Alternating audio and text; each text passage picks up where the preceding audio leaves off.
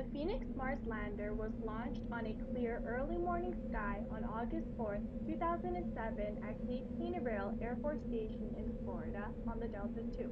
This was the first mission to ever return data from either polar regions of Mars. We have ignition and liftoff.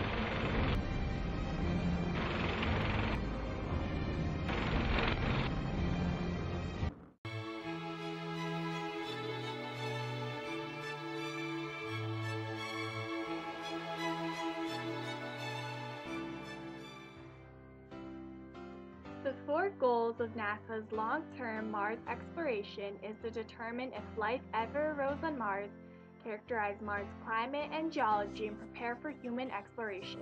The Phoenix was working towards those four goals.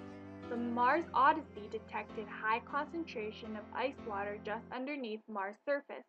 So one of the Phoenix's main objectives was to study the history of water on Mars, asking questions like, was this ice ever a part of an ancient ocean? Was it water vapor from the atmosphere diffused into the ground? Also, they wanted to search for evidence of a habitable place and the potential for growth of life in the polar regions of Mars. 50 meters, standing by for touchdown. Touchdown signal detected.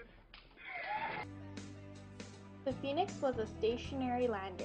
Its components were the robotic arm that dug into the ground and delivered the ice and soil samples into other instruments on the lander.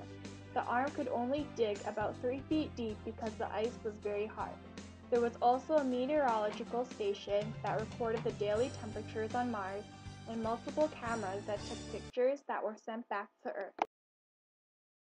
The two instruments that were used to analyze the ice and soil were the thermal and evolved gas analyzer that helped scientists understand the ice and soil's chemical characteristics by heating up the samples and watching it go from a solid to a liquid state. The other instrument used was the microscopy electrochemistry and conductivity analyzer that analyzed the soil. None of these samples were brought back to Earth, so everything was carefully done on Mars. You know, a phoenix is a mythological creature that rises over and over from its ashes, and that this Mars lander is called a phoenix because it is made from improved components of the lost 1999 Mars lander and components from a lander that was originally used for a 2001 Mars mission that was later canceled.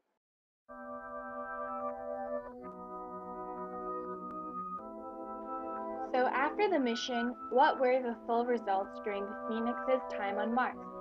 Well, the Phoenix confirmed the ice water on Mars, and the first dust particle picture was taken. Also, during the mission, the Phoenix found ice clouds and precipitation similar to Earth's cycle. The lander also detected snow falling from the clouds.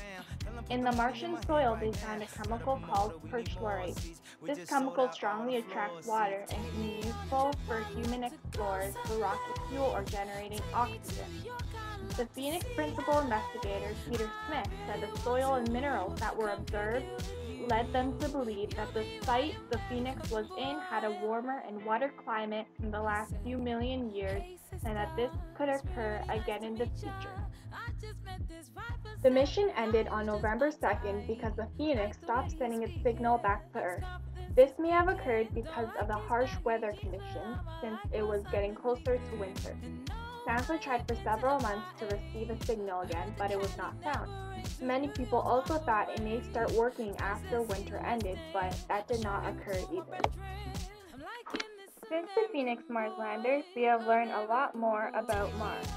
And now they're even trying to put a human on Mars, so time will tell.